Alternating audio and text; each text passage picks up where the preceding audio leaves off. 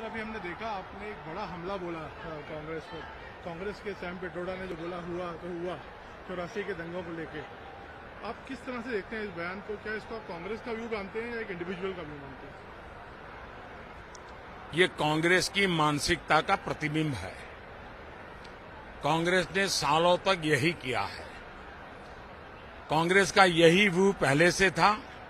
इसलिए राजीव गांधी ने कहा था कि एक बड़ा पेड़ गिरता है तो जमीन में हिलती है। उसके बाद इतने साल हो गए, आयोग बनते गए, कमीशन बनते गए, एक भी व्यक्ति पर सजा नहीं हुई।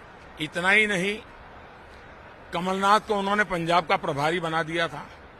जब पंजाब में विरोध हुआ सिख दंगों को बात को लेकर के, तो उसको हटाया और आज उसको मुख्यमंत्री बना दिया।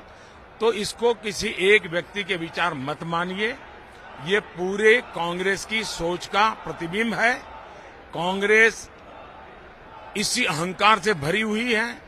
देश को कितना नुकसान हुआ, उनकी यही मानसिकता है, हुआ तो हुआ। देश लूट गया, उनकी मानसिकता है, हुआ तो हुआ। ये कांग्रेस के रग रग में भरा पड़ा है और ये अहंकार ही है जिसने कांग्रेस को 44 सीटों पर लाकर के खड़ा कर दिया है और अब जनता उनको इससे भी नीचे ले जाएगी। मोदी जी, ऑपोजिशन ये इल्जाम लगाता है कि आप नेशनल सिक्योरिटी और ये नेशनलिज्म को इसलिए रेकअप कर रहे हैं ताकि बुनियादी इश्यूज से हटा जाए, ये बोल रहे हैं। मैं डे वन से कह रहा हूं, मैं कह रहा हूं कि हमने 1.5 करोड़ गरीबों को घर दिए। मैं चाहता था कांग्रेस चैलेंज करे कि मोदी 1.5 करोड़ नहीं, हमने तो मोदी 1 करोड़ दिया, झूठ बोलता है। मैं कहता हूं 18,000 गांवों में बिजली पहुंचाई। मैं चाहता था कांग्रेस चैलेंज करे, नहीं कर रहे हैं। मैं कहता हूं मैं गरीबों के घर में बिजली पहुंचा रहा हूं, जो उन्होंने वादा किया था नहीं किया, मैं पहुंचा रहा हूं, उसको चैलेंज करते। मैंने आयुष्मान भारत योजना के तहत गरीबों को 5 लाख रुपए तक हेल्थ के सेवा के लिए, अस्पताल की सेवा के लिए उनको मैंने व्यवस्था की, आयुष्मान भारत योजना की, उसको चैलेंज करते। किसानों के एमएसपी बढ़ा दिया, लागत का 1.5 गुना कर दिया, उसको चैलेंज करते। हमने रास्ते पहले की तुलना में डबल बना दिए, डबल स्पीड से बना रहे हैं, उसकी चर्चा करते। हम चाहते थे कि हमने रेलवे को डबल गति से पटरियां डाल रहे हैं, डबल गति से हम उसका इलेक्ट्रिफिकेशन करते हैं, उस पर सवाल करते हैं। लेकिन कांग्रेस की मुसीबत है कि विकास के मुद्दों पर वो चुनाव नहीं लड़ पाते हैं, विकास के मुद्दों के आधार पर जा नहीं सकते। इसलिए उनको हवा में से झूठ चलाना होता है, जिसके लिए सबूतों की जरूरत नहीं होती है। झूठ बोलते रहो। और जब इस प्रकार की बातें होती हैं तो भारतीय जनता पार्टी लोकतंत्र में जनता को जवाब दे हैं। हमें जनता को अपनी बात रखनी होती है, तो जहां जरूरत होती है वहां वो भी रखते हैं। मोदी जी, राष्ट्रीय सुरक्षा की बात करते हैं। अभी भारत ने एक बड़ी जीत हासिल करी, मसूद अजहर की लिस्टिंग हुई। आप दोबारा ताकत में आते हैं, पावर में आते हैं, तो क्या हम ऐसे और एक्शन देख सकते हैं? जैसे हाफिज सईद अभी भी हैं, दाऊद इब्राहिम अभी भी हैं पाकिस्तान में, क्या हम इस तरह की आप ये कुछ इन्हें गिने नाम लेकर के आप अपना समय बर्बाद मत करिए।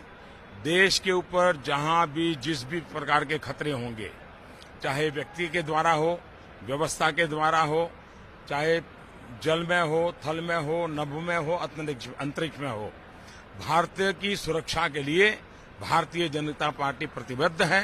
भारत की सुरक्षा के लिए जो भी कदम उठाने पड़ेंगे वो हम उठाते रहे हैं, आगे और जोर से उठाएंगे। सर, मेरे 2 आखिरी सवाल।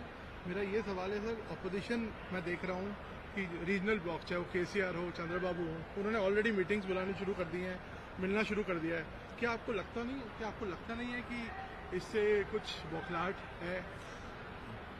आपने देखा होगा, चुनाव का अगर अध्ययन करेंगे तो पहले 3 चरण तक वे मोदी को गाली देते थे। तीसरे चरण के बाद जब उनकी जमीन खिसक गई तो उन्होंने ईवीएम को गाली देना शुरू कर दिया। अब 2 चीजें वो करते हैं, 1/3 मोदी को गाली, 1/3 ईवीएम को गाली और 1/3 इलेक्शन कमीशन को गाली। क्योंकि उनको पता है कि देश की जनता उनको आशीर्वाद देने के लिए तैयार नहीं है। और इसलिए जैसे कोई खिलाड़ी आउट हो जाता है तो एम्पायर को गाली देने की कोशिश करता है, वैसे ही इन्होंने अब इलेक्शन कमीशन को गाली देना शुरू किया है। सर, आपको लगता है कि कोई रीजनल पावर में आ सकती है? आप इतनी जगह घूम रहे हैं, आप जनता को देख रहे हैं, आपको क्या लगता है? मैं पिछले 5 साल से लगातार जनता के बीच में रहता हूं मैं प्रधानमंत्री कार्यालय के दफ्तर में फिट हुआ बंद हुआ इंसान नहीं हूं।